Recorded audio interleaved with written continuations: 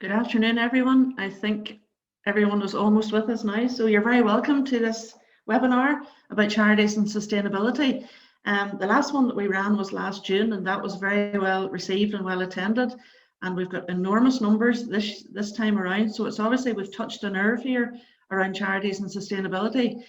We're delighted to have as our speakers today Gareth Kirk, CEO of Action Cancer, Michael Neill, partner in NI Goodbody, and Brian Murphy, managing partner of BDO-NI, and I will act as convener, topping and tailing. And what we're going to look at today is the current state of the sector as we have been through COVID and are still within the pandemic. We're 10 months down the line. Just where are we at now? What are the issues and challenges? There will be some that will be the same as last March, those that will be different. Take a bit of a look at sustainability planning and then insolvency matters if the worst does come to the worst. So I think everyone has almost joined us now, and without further ado, I will hand over to Gareth Kirk. Gareth, the floor is yours. Rosemary, thank you very much indeed, and good afternoon, everyone. And can I say thank you very much indeed for the opportunity to kick off this webinar.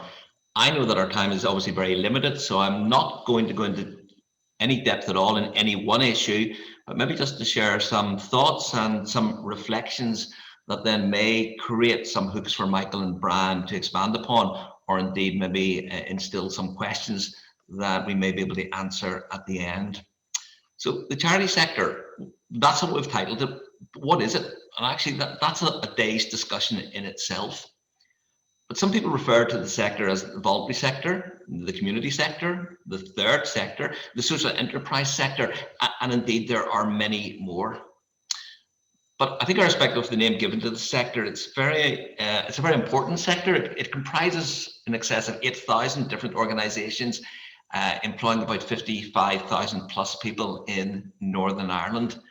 Generally, the sector tends to be involved in health and well-being, in community development, and in education and training. Now, of all of the organisations within the sector, something like about 70% of them at the moment are defined as charities and legally required to be registered with the Charity Commission. It's a really broad, it's a really diversified sector. It involves a very significant number of very large employers, some actually employing well in excess of 1,000 people. These organisations tend to operate as limited companies limited by guarantee, and then it goes right down to the purely volunteer-led organisations, obviously governed by a constitution and sometimes a trust deed. But I suppose before reflecting on what 2020 was like for the sector and what I think 2021 might look for the sector, can I just share briefly a few personal reflections on having been Chief Executive of Action Cancer for the last 10 years. And you'll probably note that I generally refer to it as the third sector. But actually, that doesn't always go down very well with other people in the sector. Many believe that the terminology itself reflects a pecking order, a sector of less importance than the private or the public sector, a sector well less managed and governed. Well, having spent 15 years in the public sector in various roles and 15 years in the private sector, and say now 10 years in the third sector with Action Cancer, my personal experience is actually quite the opposite. I think operating within the third sector is indeed more challenging and more demanding than either of the other sectors, and I can hear people crying, never, but it is. And why do I say that? Well, I think virtually all of the regulation that applies to companies, firms in the private sector also applies to companies and organizations in the third sector. But on top of that, there is also the requirement to fulfill much of the monitoring and the evaluation and the governance requirements of the public sector. And then there on top of that again, the sector is obviously controlled by its own legislation and its own regulations. You know, the Charities Act 2008 in Northern Ireland, or the Trustees Act 2001, and of course then the regulation by the Charities Commission, and even more recently by the fundraising regulator for England and Wales. So it's challenging, well regulated, highly controlled. And then of course there's the general public, you know, whether that be the Daily Mail that wants to lead on some campaign, the Nolan Show leading as well, or even just like me, Mrs. Smith and Enniskillen, who's outraged that chief executives and staff actually get paid in the sector, or they actually spend money on non-charitable activities like governance and IT, and horror of horrors, even lawyers and accountants. So already in a few minutes, I hope you've built up a fairly fair picture of quite a complex sector. A sector involving different types and sizes of organizations with different legal, governance and management structures, but all fairly heavily controlled and regulated. But we'll actually drill down a wee bit further. And I think when you start to look at different organizations, you find even more differences. And perhaps in no other area other than income are there greater differences. In the province in Northern Ireland, we have a very significant number of organisations within the sector who are heavily and arguably over-reliant on public sector support, whether that be through commissioned services or indeed grant and aid core funding, albeit that's getting less and less. At the same time, there are others within the sector who have no public sector support at all.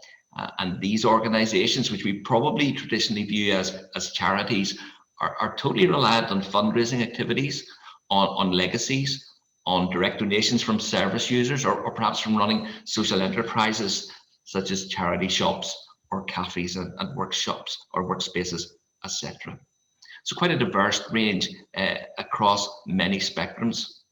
So if you're one of those organisations, I think, that are dependent on public sector income, the upside is that you can probably budget and plan with a high degree of certainty for a 12-month period what your income is going to be.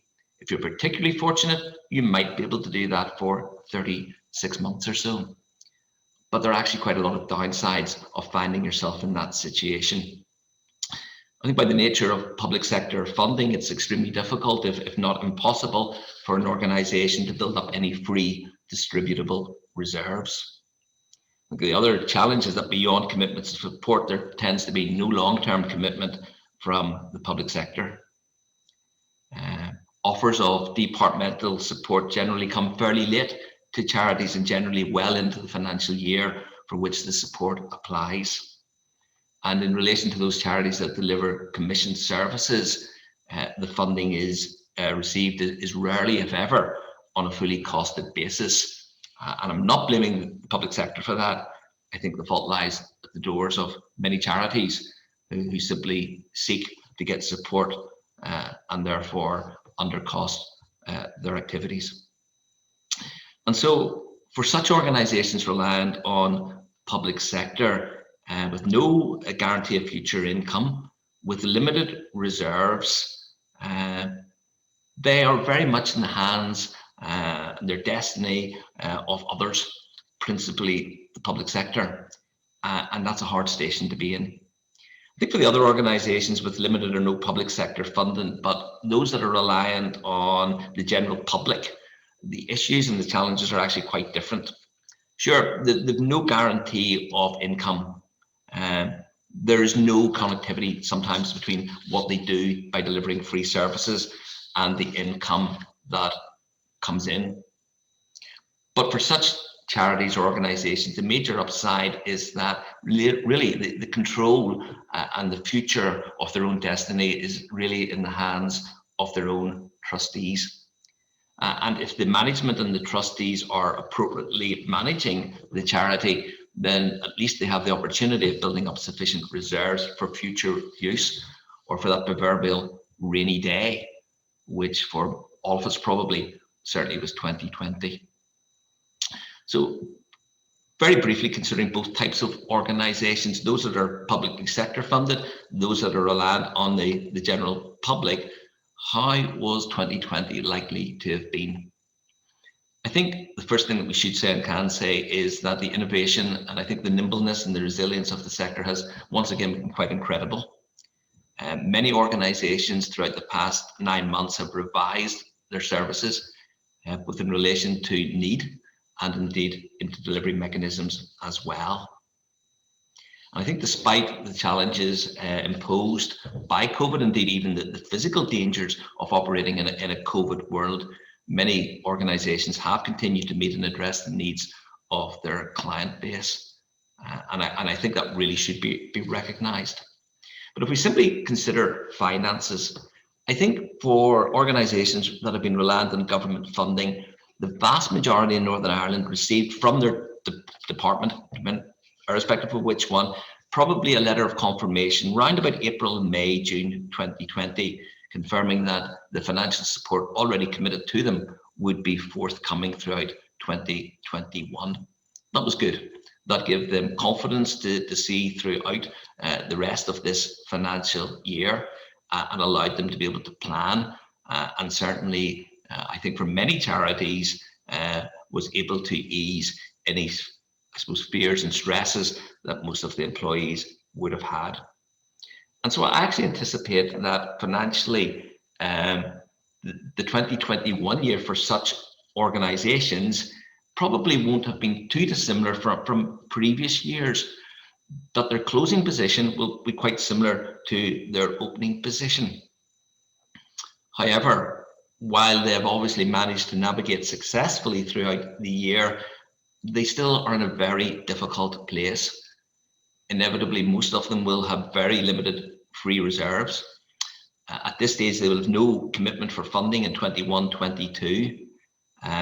And actually will be quite uncertain as to where that funding is likely to be coming from, obviously due to government policy, COVID-19, and additionally because of the reduction in EU programme money. And so I think whilst the future for such organisations has always been challenging, I think the next few years are going to be particularly so. I think for organisations with limited or no public sector funding, but those that are reliant on the general public support through fundraising events, legacies, investment income, retail charity shops, social enterprises, or whatever, the year also has really been very challenging. Each charity, I think, will have been impacted differently depending on their income mix and indeed on the actions taken by their trustees to address costs, etc. At Action Cancer, my own charity, we have no public sector support. We are heavily reliant on direct fundraising and on retail. And in both of these areas, we've seen a 40 to 50% drop in income streams this year. However, and it is a big however, there's no doubt that the government has been extremely generous. We in the UK have a very generous Chancellor of the Exchequer, making available obviously support through the Coronavirus Job Retention Scheme, a COVID-19 fund administered by the Department of Communities, and indeed even for charity retail shops that have been forced to close, making support available through the rates scheme. I think undoubtedly this level of support, which is unprecedented, probably was not anticipated back in March or April of last year, has been a lifeline for charities, and I think without which many charities, and a lot that actually operate with less than 3 months reserves, certainly would have been looking potentially at closure sometime during 2020. But I think, particularly for the auditors or those who are preparing accounts amongst you, I think you will probably find that financially 2021, depending on the actions that were actually taken and the timeliness of those actions by trustees, will end up being quite a good year. I think for quite a lot of charities, you will probably find that their closing reserves are higher than their opening reserves and that generally their liquidity is good. But I caveat that by saying that relates to those charities that took appropriate action during the year. So in my own charity at Action Cancer, in April and May, my management team, we sat down, we rigorously assessed and reviewed our projected income streams. We looked at our costs and we looked at our levels of activity, not through to March 21, but actually through to March 22. We then developed a sustainability plan. We took about 500,000 of annual costs out of the charity. Unfortunately, that resulted in some redundancies. It resulted in revised employee contracts for the vast majority of our staff, and to some extent it resulted in reduced service activities.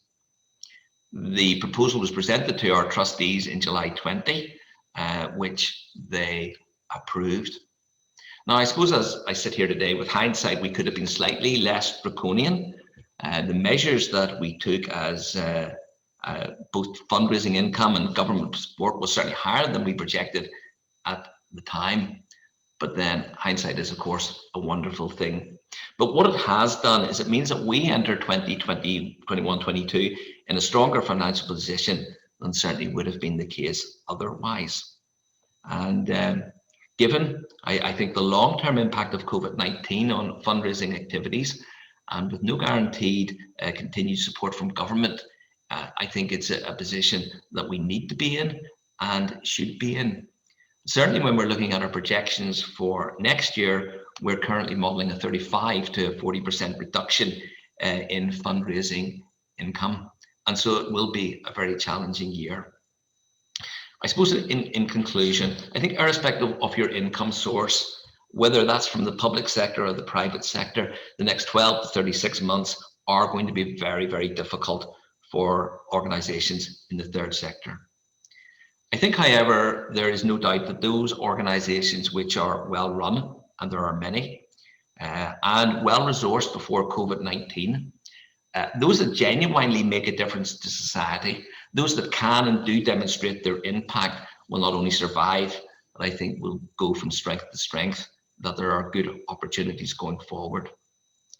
I think for those organisations that were struggling before COVID-19, life is not going to be any easier in the new COVID world.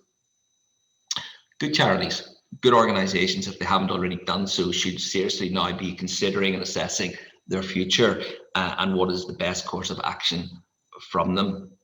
This is difficult. This is really challenging in the third sector, partially, if not wholly, due to the management with having volunteer trustees. And I think it's certainly where many charities should be looking for and seeking a dispassionate professional help. I'm sure many are trustees, and you can appreciate that it's extremely challenging and difficult for a non-remunerated, voluntary, part-time charity trustee to make decisions concerning, for example, redundancies and cost savings. Very major decisions that will inevitably not only impact on employees, many who are very dedicated, highly skilled and loyal, but on service users and potentially on the charity itself. And I think it's even more difficult for trustees to consider mergers because they're fraught with many difficulties, or even horror of horrors, closure. However, I suppose my closing remark, and I'm sure Brian and Mike will pick up on it, would be, as both a chief executive and indeed a charity trustee of another charity, if there's one lesson that we have learned this year, I think it should be that trustees need to be exceptionally well informed by their executive. If that's not happening and governance isn't already in place, it's maybe too late, but it needs to be done. I think trustees need to make decisions probably earlier, rather than simply adopting a laissez-faire approach, let's see what happens, or even worse, walking away from their legal and statutory responsibilities.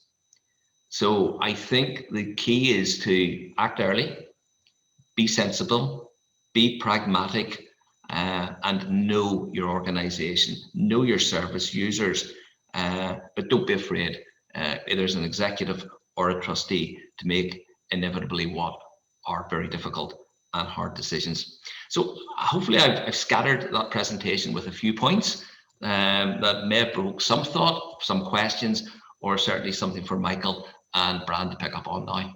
So over to Rosemary.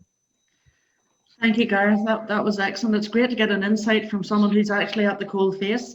I know a lot of us work with charities, a lot of us are trustees, but it's really interesting to see how this year is panning out and how the year end will follow. So we look forward then to hearing from Michael, just from a legal perspective. So over to you, Michael. Thank you, Rosemary. I take the opportunity just to share my screen. I have a few slides. Do somebody jump in if you're not seeing a slide entitled Restructuring and Insolvency, and the panic and then set in at my side, but hopefully the tech is with us today. Hi everyone, I'm very glad that I've only been asked to do an overview on the restructuring and insolvency aspects of charity law, because that is a very, very vast topic. So instead of maybe 60 slides today. I've managed to get it down to just the 40. But before you spit out your lunch, I'm only joking. I actually only have 7. Because if you were to take away one message from this seminar, it's this: how you approach the restructuring, or indeed even the formal insolvency of a charity, largely turns on how it's constituted. And it also involves a number of implications for the individuals involved. But the key starting point is how the charity is constituted. So in very, very short summary, before I get into the meat and drink of my presentation, whether you're exposed as a company director depends on whether the charity is incorporated as a company or not. But as Gareth alluded to at the back end of his presentation, that isn't the end of the story. Because if your charity is not incorporated, and many are not incorporated, the potential for personal exposure, particularly to trustees, can be even more significant for the individuals involved. And I guess our job today is simply to make you alive to the risks, flag where the red flags are, but also most importantly, how do you reduce the risks? So before I get into typical legal structures, as Gareth pointed out, it's estimated that there are about between 7,000 and 12,000 charitable organisations. I think the position was the Charity Commission, which registers charities since December 2013, have about 6,000 registered. So it really is a vast sector. On the left-hand side of this slide, you have the traditional incorporated association, basically a company limited by guarantee. It's the most commonly used vehicle for charities, established under the company's legislation, which you're probably reasonably familiar with. And the usual way a company is governed by principal documents of its articles and its memorandum of association. And whilst I highlight the commonality of guarantee companies within the charitable sector, there are other forms of incorporated charities, community benefit societies. You might have formerly known them as industrial and provident societies. You sometimes see those within housing associations. You have cooperative societies and friendly societies. And in England, but just England for the moment, you have the introduction of charitable incorporated organisations, CIOs. And it's basically a new legal structure specifically for charities, but it's not yet come into force and is not yet available in Northern Ireland, as the relevant part of the Charities Act 2008 hasn't yet come into force. The CIO, no great magic to it, be similar to a limited company, but it won't require dual registration under both company and charity law. And it will be possible for charities which are currently incorporated as companies limited by guarantee to convert to a CIO whenever it comes into force. And finally, just to complete the section there, those charities which have been established by Royal Charter, and a good example of that is the Prince's Trust. But as I mentioned, on the right-hand side, you have a whole swathe of potential unincorporated associations, typically groups of people with a mutual interest who wish to carry out a common not-for-profit objectives. Typically a membership-led body, and it'll have an association which is governed by a constitution, which is no more than a contract between the members, setting out the rights, obligations, and duties that each member has to each other. This type of structure is common for charities, but you'll also see it very regularly within the sporting sector. And in fact, at the outset of the pandemic, we were heavily involved on some very notable organizations in there impacted by the pandemic. And you'd be surprised at just the amount of unincorporated associations in that sector as well. Just to go over some of the key legal features, so whether incorporated or not, there are many nuances and variations as to how charities actually operate and govern themselves. But this slide identifies the key features for the purposes of this seminar. So, as you know, you probably know it already, a company is recognized in law as a legal person. It's therefore capable of owning property, entering into contracts, taking or defending court proceedings. It can employ staff. It can hold property in its own name. But obviously the key point though is that it benefits from limited liability. So as a legal person, the debts and obligations and contracts belong to the company and not to the individuals, whether they be directors or whatever, or employees within the company.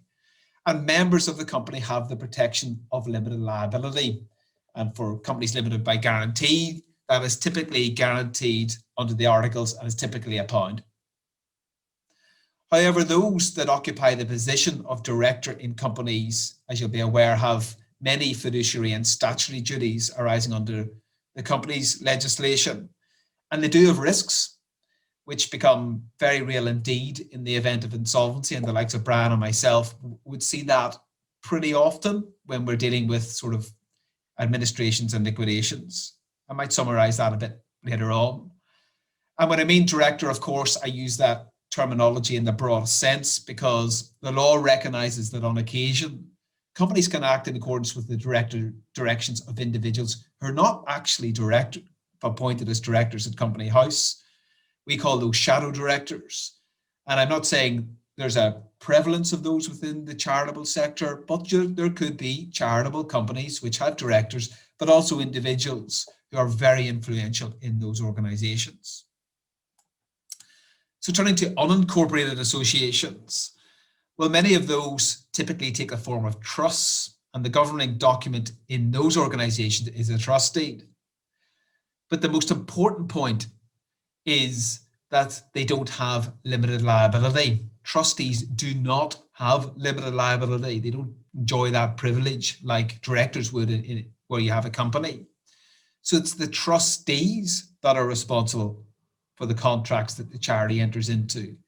It is the trustees that are responsible for actions that are taken against the trust. And typically trustees are jointly and severally liable for the charity's obligations. So that crucial distinction about limited liability is that if, unfortunately, the trust gets into an insolvency scenario, unlike directors, the trustees could have unlimited liability to meet the shortfall to creditors. And I have seen that happen. It's not something that's just theoretical, but in a worst case scenario, there really is a dawning moment where trustees realize, oh my goodness, if something really goes wrong here, I'm on the hook individually. I'm only a volunteer. I give my time. How could I have ended up in this scenario? So those risks aren't theoretical and they are real. So in this slide, I thought it might be a useful one just to give you a summary checklist of the various insolvency procedures you'll have all heard of.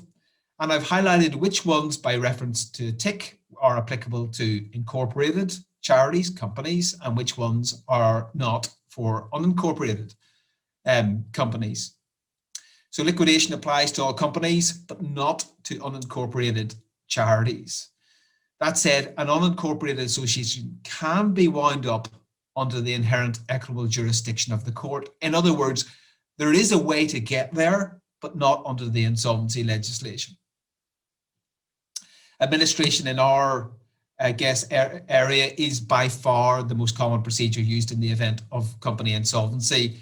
Its principal purpose is actually to rescue insolvent companies as going concerns, but let's be honest, that's rare enough. It does happen, but it's rare. And the most common outcome, which you'll hear of quite often, is that the business and jobs are saved, as well as the employees, by selling the assets and businesses to a third party and leaving the liabilities behind with the insolvent shell. But of course, again, administration is unavailable to unincorporated associations. And then moving on to voluntary arrangements. A voluntary arrangement is nothing more complicated than a contract between a debtor and a debtor's creditors with the statutory force underpinning it of the insolvency legislation. They typically pay pence in the pound, and they're often offered up as a better deal and a better outcome to creditors than the stark contrast and the likely return you'll get in liquidation. In other words, this voluntary arrangement will give you a better deal than we think you'll get in liquidation, so voted through. So company voluntary arrangements are, of course, available to incorporated associations, but not available to unincorporated associations.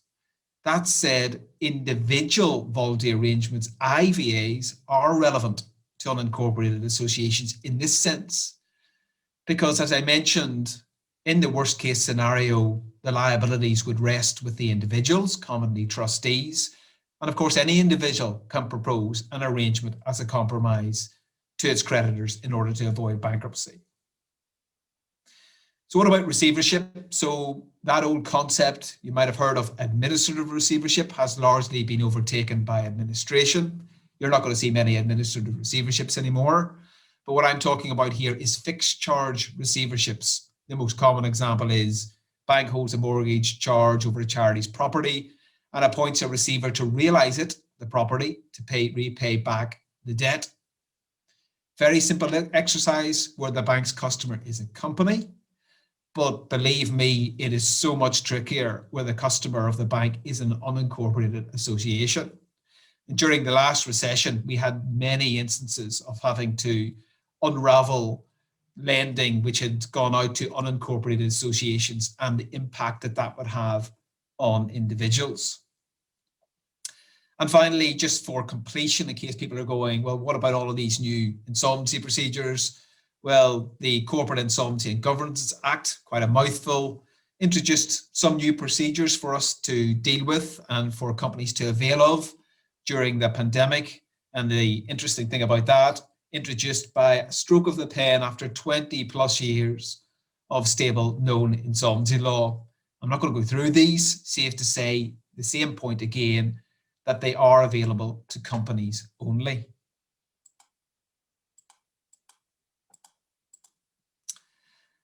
Okay, so I might pause here just to say something about the risks to directors of companies upon insolvency. So in this case, the risk to directors of charitable companies. In my mind, I always place them into two separate boxes. The first box is where personal liability can lie at the director's door. And the second box is the risk of director disqualification. So on the personal liability side, two substreams, you can unfortunately attract some personal liability where you breach duties as directors, and that can sometimes happen in the lead up to insolvency. We call that misfeasance. And the second one you'll have heard of is wrongful trading. Continuing to trade, a director causing a company to continue to trade where there is no reasonable prospect of avoiding insolvent liquidation. So that's the risk of personal liability to directors, and those are the two main areas. The other risk, the other box I mentioned, doesn't involve personal liability, but it does go to personal reputation, and that is director's disqualification. Anything from 1 to 15 years. And it simply arises where the law considers that the past conduct of a director is such that it declares that director unfit to be a director moving forward. But this slide is headed Mitigating Directors' Risks. And some of the points I make on this slide are recommended for all individuals, frankly, which are involved in the management of insolvent or potentially insolvent organizations, and whether those are charities or non-charities. So, acting in the best interests of creditors. So in an insolvency law scenario, the law expects a shift and a transfer in the duties of directors away from the shareholders towards the creditors, who, as we know, have the most to lose upon an insolvency. So taking decisions in the best interests of creditors is absolutely key. And when a charity is facing financial difficulties, the duties of the trustees, regardless of how the charity is constituted, are no longer to fulfill the objects of the charity, but are instead owed to the general body of creditors. Regularly reviewing the financial position, an obvious point, but frankly, monthly reporting won't cut it. It needs careful financial management, cash flow forecasting, together with modeling of best and worst case scenarios. Professional advice, just like the medical profession, spotting and managing the symptoms early is key. It's a point that Gareth mentioned in his presentation. But the difference is it's not a case of prevention necessarily being better than the cure, because there is no cure for a formal insolvency. It's all about prevention. And an additional point is this: it's a very specialist area, both charities and insolvency and restructuring. So as the end result for a company is potentially terminal, you need to go to a restructuring professional. Just like your health, you don't go to your GP if what you need is brain surgery. And then treating all creditors equally, acting in their best interests and treating them all the same. If there's one thing that is frowned upon, it's where one creditor is treated in a better way to another creditor or paid off early. In our world, we call that preferring one creditor over another, and that can have consequences. And my final point is there are forms of directors and officers insurance policies out there, D&O insurance. It often astonishes me, and I've been doing this for 20 plus years, how little they're used. I'm equally not saying they're a panacea for all the potential woes, but it is, of course, one additional layer of protection. In the world of trustees, you can get a thing, trustee indemnity insurance, but be careful, because that is typically for insurable risks like employee or public liability claims, and it's not for liability for creditor debts. So what about unincorporated associations? The first point I make is holding the assets on trust. Some case law around this, the unfortunate Wedgwood Museum Trust case, where this company was caught and became liable as the last man standing for the group's final salary pension scheme deficit. And the key point that had to be looked at by the courts was whether the collection of Wedgwood, historical Wedgwood, was the museum's beneficial property and so available to go to creditors, or whether it was held on special charitable trust and as such available for distribution upon insolvency. And in the Wedgwood case, the courts held that there was no special charitable trust over that significant Wedgwood collection, and it was sold. It was crowdfunded and bought back by I think with the help of the government, but the money ultimately went to the creditors. And this is a complicated area, but very generally there is a distinction between unrestricted funds and restricted funds within charities, typically. Unrestricted funds are typically funds that have been designated by the trustees for a particular purpose, or say a collection which has been given as a gift, like the Wedgwood collection.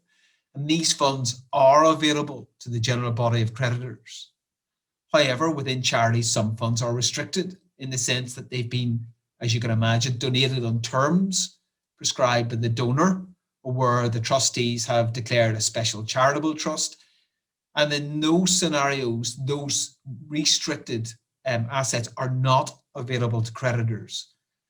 That's not something you see in the non-charity world. And when we come across insolvencies, it's generally up for grabs. The only thing we consider is, what's the bank got, what is left for unsecured creditors. But it is an additional factor in charity insolvencies. Typically, the trust deed will provide contractual or trust indemnities to trustees. That sounds good, but of course, that's only ever good if there are surplus assets to meet those indemnities. And where the charity is insolvent, there aren't any. So having a trust indemnity is no good for the unfortunate trustee in that scenario. And you might recall what I said about bank lending, and bank lending to charities or other unincorporated associations in the past recession caused all sorts of problems. As lawyers, what we typically look for is what we call limited recourse wording that every trustee should be putting into those documents, which is basically saying to the bank, look, in the event this all goes wrong, the bank's recourse is only to the asset that is charged and not to the trustees for any shortfall, negative equity after the asset has been realized. And careful contracting with counterparties to the extent that you're able to contract with the creditor in the same way as I'm advising you contract with the bank. We're entering into a contract, but you can only get to the charity's assets and not to the trustees. It's something worth considering. Professional advice, as I said, and finally, regular minuted meetings, a brilliant discipline at times like this. And my final slide is just to give you some takeaways, some final points, if you like. Moving from the left, it's not all doom and gloom out there. Insolvencies are down nearly 40% on 2019. And whilst that seems counterintuitive, it speaks to the effectiveness of government policy to date. Gareth touched on it, Bram might do it in the same way. The funding and the support and the grants and the JRS has all really helped. The real question is, at what time will the waves hit the shore, and with what intensity? You'll have all heard that there's been a temporary suspension of creditors taking enforcement action against debtors, whether they be charities, companies, anybody. That ends on the 31st of March 2021. And it's fair to say that from what we see, there are a lot of creditors waiting in the wings. You also have the temporary suspension of the wrongful trading provision that I mentioned that was a concern for directors. That's effectively giving directors a bit of a bye ball if the financial position in those companies have worsened between the dates of 1st of March 2020 and 30th of April 2021. But again, one to keep an eye on because those suspensions will be lifted. Identifying and managing risk. There is time. Gareth alluded to it as well. Some charities will have acted quite prudently and built up reserves and have planned ahead, taken some costs out of the business. But it's fair to say that whilst there is time at the minute, a lot might change when we get to the end of the first quarter and things start to worsen a little. But there is time. Dialogue with all stakeholders in the context of charities, speaking to your banks, creditors, other trustees, government organisations, the Charity Commission, the sources of funding. And in fact, as Gareth pointed out, there are a number of charitable organisations that are so heavily reliant on grant income from one source. That income is unexpectedly pulled for whatever reason on at short notice, and it can't be replaced. Well, then really that is something that could leave a charity in an untenable situation. And my final point, just before I close and pass back to Rosemary, is when you're in or looking into the zone of insolvency, it's just so important to review, assess, react, repeat, and again, review, assess, react, and repeat. Do not underestimate how important that is. You need accurate and reliable information, and you got to model your cash flow forecasts. Because if there's one thing about the world we now live in, is that the only certainty is uncertainty. These stands are constantly shifting. So if you have any chance of navigating both the organization and the individual trustee or director through a period of financial distress, adhering to this last point is the absolute key point. Thank you, Rosemary. I'll stop sharing and pass back to you. Thank you, Michael. Thank you for that excellent presentation. It's giving us a lot of food for thought. I think referring back also to Gareth's presentation, we've maybe been in a bit of a false situation for the last 10 months or a year, and we don't know what's coming down the track coming ahead. But I'm glad you ended on a positive note. It's good to see that insolvencies were down last year, but we'll see what happens going forward. So without further ado, I'll pass over to Brian, and then when Brian is finished, we can go to Q&A. Over to you, Brian. Thank you. Thank you very much, Rosemary, and good afternoon, everyone. I'm going to share my screen here with you all as well, if you bear with me a moment. But can I just say, as I'm doing this, the contribution that the third sector makes is enormous. It's hard to fathom, really, just the full extent of that. And it's important for us to protect it at all opportunities. And that makes me more than happy to come along this afternoon and to speak with you and share my thoughts as to the charity sector in a restructuring insolvency potential context. To start off with, I think it's important to understand the context within which we are working. And that's what I want to build on Michael's presentation to talk to you about some of the practical considerations on the ground and the market conditions that we are all working within. And the reason for that is because it has such a bearing on the where you look at your funding, how people fund you, whether it be government or through donations. So there's been a lot of talk about recession. Recession, it's not new to us. We're familiar with it, unfortunately. Back to 1990, the trading recession that hit then, the 2001 dot-com bubble burst, and then the financial crisis in 2008. We're familiar with it. All of those were recessions, and the current situation that we're experiencing has also been described as a recession. But are we really in a recession? Because what we're experiencing now is very different from what we saw in those previous cycles. We have a number of factors. We have Brexit, which rumbled on for some 4 years and came to a head in December. And on top of that, we have the dreadful impact of the COVID-19 pandemic. And both of those factors combined create an unprecedented situation. But to match that, and as Gareth and both Gareth have referred to, the government has stepped up with an unprecedented, equally unprecedented financial intervention for many of these businesses. So while the statistics point towards a recession, and possibly you'll be hearing over the next couple of months a double dip recession because of the current lockdown and the effect that will have on GDP in this current quarter, it is not a recession in the normal sense of things. We have worked through all of those recessions in the past, and we have not seen anything like this. And that is a good thing. It is a good thing that it has given us all an opportunity to assess where we actually stand and to prepare for the future. So what do we actually see in a BDO? Well, we would obviously talk to all our clients very regularly. We talk to stakeholders, we engage with the executive and other members to help move the process along. And that is, it's our attempt to try and provide solutions, to provide a way out of the difficulties that businesses are feeling. The momentum in the recovery has been building, obviously slowed with the current lockdown, but the practices that have been developed have allowed many businesses to continue. And there are sectors that have been very badly impacted: hospitality and tourism, a sector that we're doing a lot of work in ourselves, retail, some food services, transport, and some haulage have all been affected badly and continue to be in that position.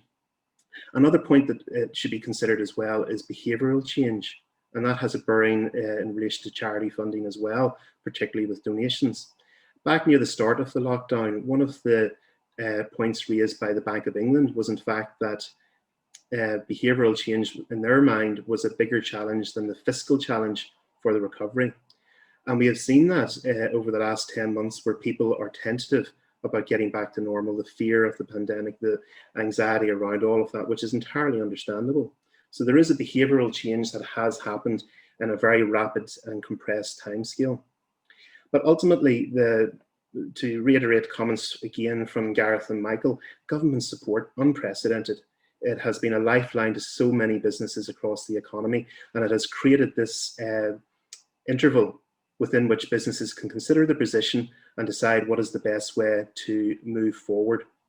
Brian, sorry to interrupt. Would you be able to go to presenter mode at all? I was trying to, but Oh. it's actually blocked out on my screen, unfortunately. All right, no problem. We can see it anyway, I think. Can everybody see it okay? Yes. Yeah, good, fine. Sorry, Brian. Sorry, Rosemary. Finally, on this point, what next? Well, the rollout of the vaccine is a very positive thing, and we are hopeful that that will give us a safe environment within which to return to a new norm, however that is shaped. But from a financial perspective, we have the end of furlough, we have the repayment of all these loans that have been taken out, the repayment of the VAT deferral from last year, an end to grants from government. I say that with a question mark because there could well be more in the short term. The possibility of increased taxes, and we have a budget coming up next month that we're all looking quite anxiously towards. And then finally, austerity. Austerity is a topic that was at the forefront several years ago, and it has always lingered in the background. And the impact of austerity in Northern Ireland could be significant if it was to be applied in the same way that it has across the rest of the United Kingdom. So the Chancellor himself has said that the full economic impact of the pandemic is yet to be felt. And I think some of those hurdles could trigger some of the casualties that may yet crystallise. As Michael said, insolvency is down some 40 to 50%.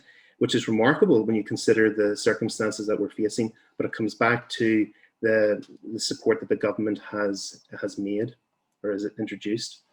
So from a practical perspective now, as I'm trying to look at all of these issues from a practical perspective for you, how can an insolvency arise? Well, naturally, there's the economic downturn, changes in the marketplace, new competition, new technology, innovation. If you don't keep up with it, you can fall behind. And then, as we've already discussed, potentially pandemics. Beyond that as well, there are 3 points here that I'm going to bring together because they are really quite important, particularly for this presentation and talking to you today, because these are points that you can actually proactively intervene with and take action on. Poor management or efficient working practices. When things are going well, the tendency is to put up with it. When things are not going well, that's the time you have to look at them and you have to try and fix them. Fraud. Unfortunately, fraud has always been a problem. With charities, it is there's an added dimension in that the public interest makes it quite public, and the media is often involved in that.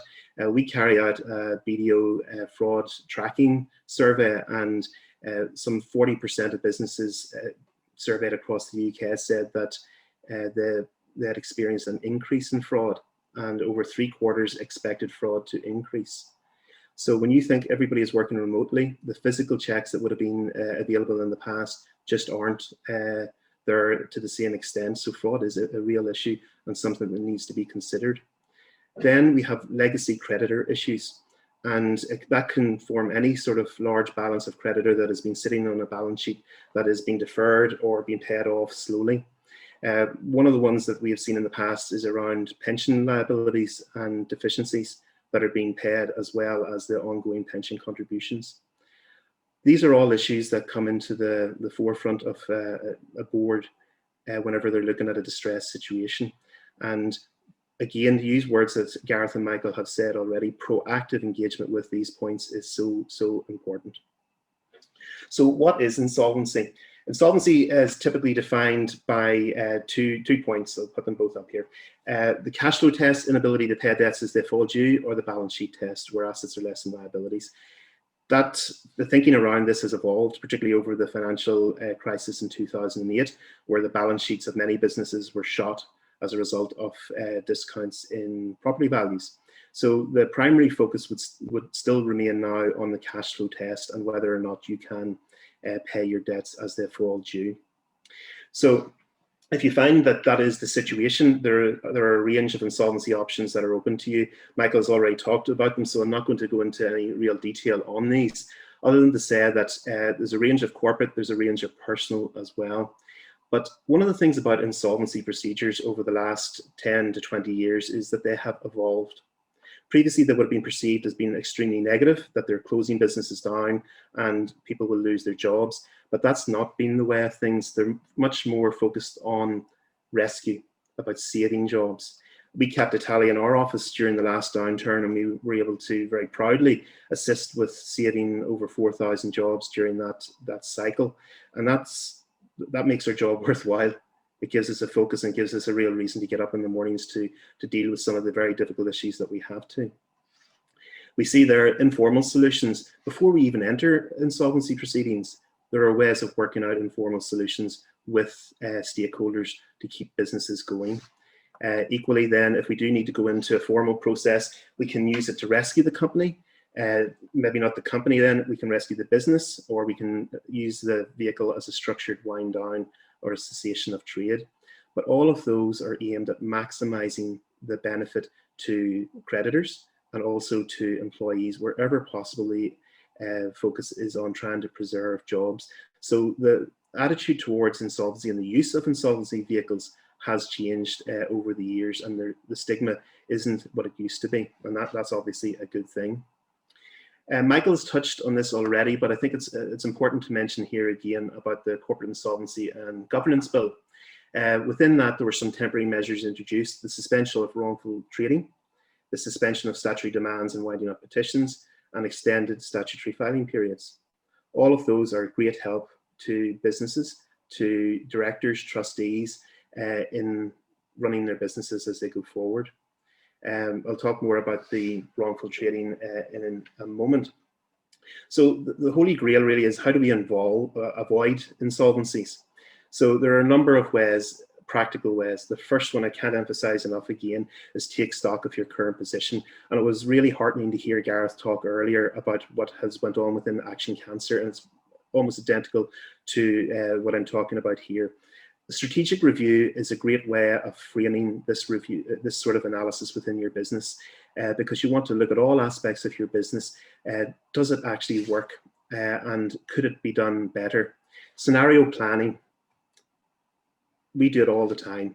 You look at the best case scenario, the worst case scenario, and stages in between, and you plan out, while we still have time, how the business would fare, how the charity would fare if income streams, as Gareth said, were to be down 35 to 40% going forward. How do we make the business viable? How do we keep the charity in play with those sort of scenarios affecting our income? So multiple scenario planning will give you that comfort, and peace of mind that comes with that cannot be underestimated as well. So I mentioned earlier about, are the structures fit for purpose? In the past, perhaps structures have been tolerated. Well, now is the time to look to see how we can change them and make them better. Taking proactive action, we have a window here. The government with this intervention has bought us an opportunity to take that action and to go in and to make the changes ourselves while we have time to plan for them. Michael mentioned about taking advice. That professional advice, one of the best parts of that, or the strongest value-added parts to that, is the independence and objectivity that is brought to the table.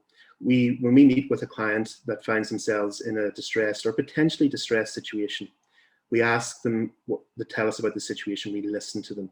We seek to understand what the problems are, and then we work up solutions. We work up options that can be considered to take the charity, the business, through to the best possible outcome. Communication then, once a plan has been developed, stakeholders need to be brought on board, because often those stakeholders need to be part of that solution, and their involvement is critical for that. So that communication doesn't always happen, unfortunately, and that leads to shocks. Shocks are not good. Shocks elicit reactions within creditors and within stakeholders that are outside of your control. But by including them in the communication, within positive communication and sharing solutions, we have found that they're much more engaging, and the solutions can evolve out of that. It's a bit of a cliche, cash is king. Well, it is. And last March, when everybody had to close their doors and there was no income coming in, that really focused everyone's attention, and that will be the mantra for many businesses for the foreseeable future. So Michael's touched on this as well: risk to directors and trustees, potential wrongful trading, which can crystallize into potential liability, personal liability for directors of companies. Trustees are already unfortunately exposed because they don't have the same protection. But as I said, I think Michael has already covered that well. He's also referred to the director's disqualification. The director's disqualification has taken on more impact in recent years, certainly pre-COVID, and the Insolvency Service, which pursues that, it's a government office, has been taking more cases. So it is something that needs to be considered, and directors need to be very much mindful of. Reputational damage. I'm very conscious that directors and trustees do these roles very often, the vast majority, on a voluntary basis. And it's with a desire to do good and to add good to the communities and to whichever area they're working in.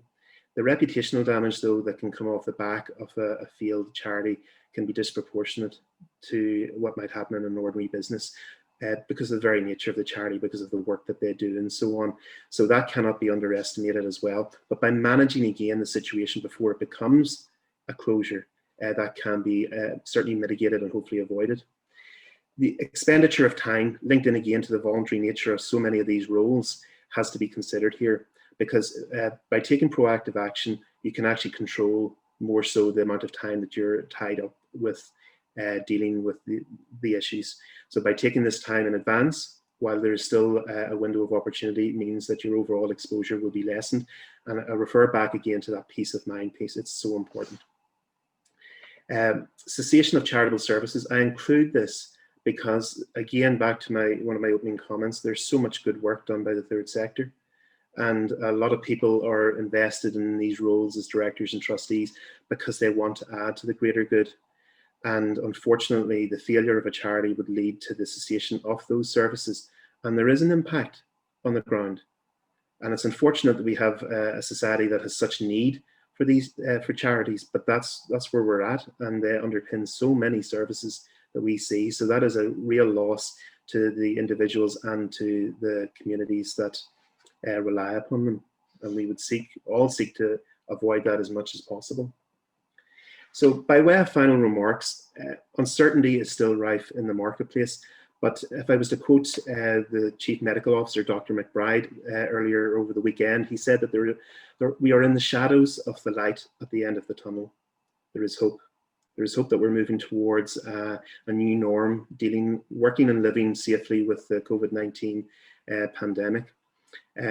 We've had a lot done to get us to this point with government, with other stakeholders as well. There are many stakeholders that come together across the economy to create the opportunity to keep going, and that is continuing.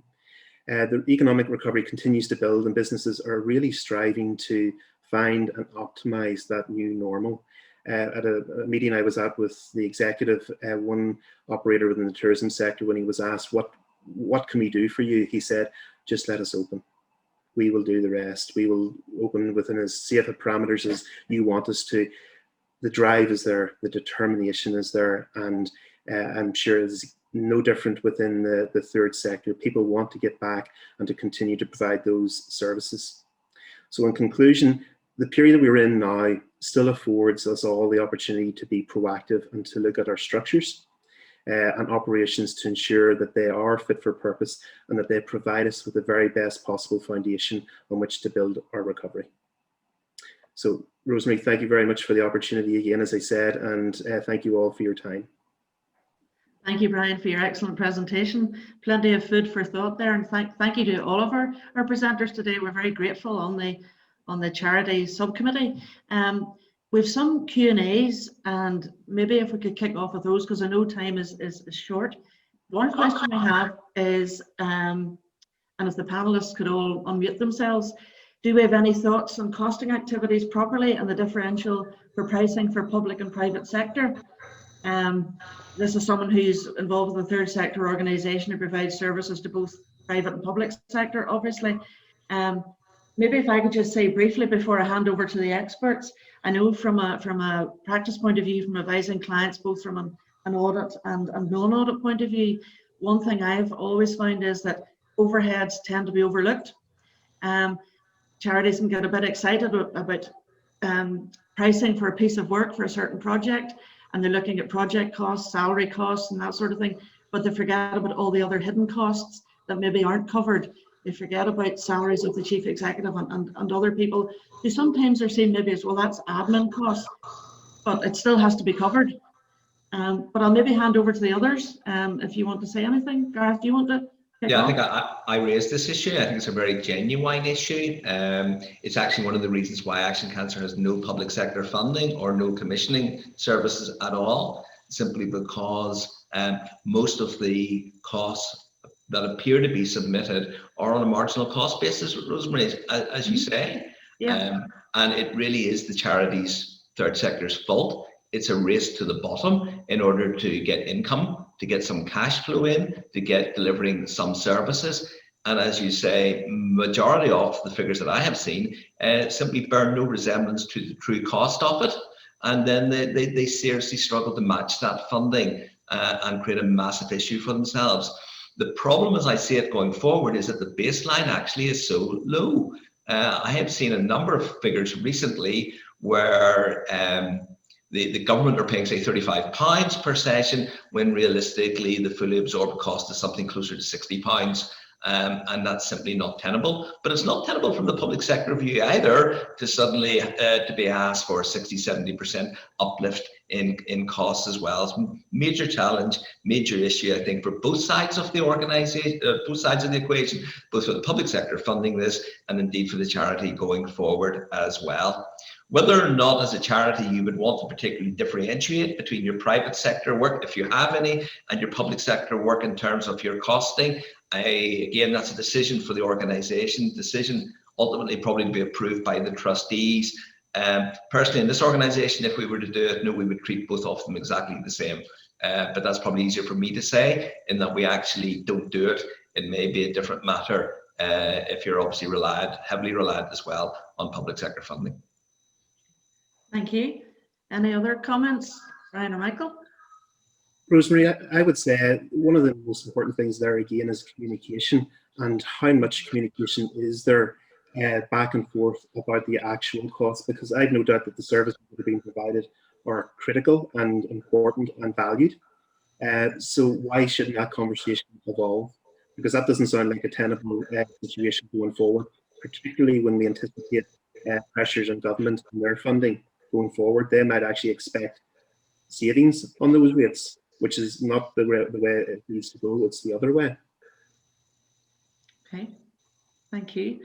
There is a question, and I think this one was directed at Gareth through the chat, around what has Action Cancer done to try to find other sources of income during the pandemic. If certain sources have dried up, what have you done to try and mitigate that? We've obviously done a number of things. We've gone obviously on a pure fundraising basis down the route of virtual activities. We are very fortunate in Action Cancer in that we have a very strong and very warm donor base who have been very supportive of our activities.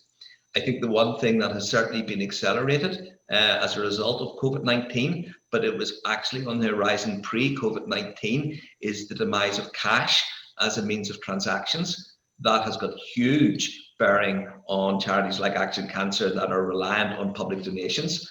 And that's a major issue. And quite clearly the drive now is for contactless payments. And so how do you challenge and address that issue? And so it's probably one thing that we've accelerated along with some of our corporate retail supporters. And that's probably quite a positive benefit. I should probably make 2 points. I think simply because you are a charity doesn't give you any right whatsoever to expect income or money from anyone else at all. And because that would be sheer arrogance. So those charities perhaps that were struggling with their identity, struggling with their level of services, struggling to differentiate themselves, to being different and making an impact in society pre-COVID aren't likely to have improved any during the COVID time. So equally, we have made applications to trusts and foundations and we've been reasonably successful, and that's good, but it's a major challenge. And as I say, no one out there is simply saying, oh dear, poor charity, here's money. You've got to make a very, very strong case as to why anyone should support you and fund you. And I think going forward, that's going to be even a bigger challenge. There's no doubt. I think the pot that's out there is shrinking, but the demand of it is going to increase hugely. So my advice would be, first of all, appreciate the short-term need for money, but your real focus should be on what you do, how you do it, how you deliver it, the difference that you make, the reason why it exists, how you live your mission, how you deliver your objects. Sort that out first of all. Make sure you're in a strong position, and actually money will then follow. Go the other way around, you are seriously going to struggle. Mm-hmm. Thanks, Gareth. I think maybe if I could just chip in what I've been doing with some of the charities I work with is getting them to look at their restricted funds. Yes, they are restricted for a certain purpose, but perhaps if you speak to the funder will understand and might allow you to vary that. So it's looking at all the avenues, basically. I certainly think, Rosemary, when any of the funders that we do engage with, they have been really sympathetic and understanding as to the difficulties being encountered, and they have been more than amenable, within reason, to allow a veerment of those funds into some other activity. That's true. There is another housekeeping question. When will the recording be available? And I'm looking, I can't see Karen, I know she's there. It's normally pretty quickly. Are the speakers content that these slides are shared with others? Mm-hmm. Yeah. Who aren't attending today? Such as trustees of charities or whatever? Yeah. Okay, or maybe we want to think about that. Fine. But I don't think there's anything untoward in it. Okay, that's grand. And I presume the recording will be available shortly. That's all the questions that I can see, unless anyone else has any burning question. I know we've run slightly over time and we've had a great attendance. Could I just formally thank our three speakers, Gareth, Michael and Brian, for their insights and their excellent presentations. They've given us plenty to think about, and we know that we've been in a sort of false world recently. When furlough and all the grant aid, etc., stops, it's going to be a different ball game. So we're going to have lots of work to do with our charities and with our clients. But thank you for your excellent presentations. Thank you. Okay. Yep. And I think that's the session closed. Thank you, Rosemary. Thank you. Rosemary. Thank you.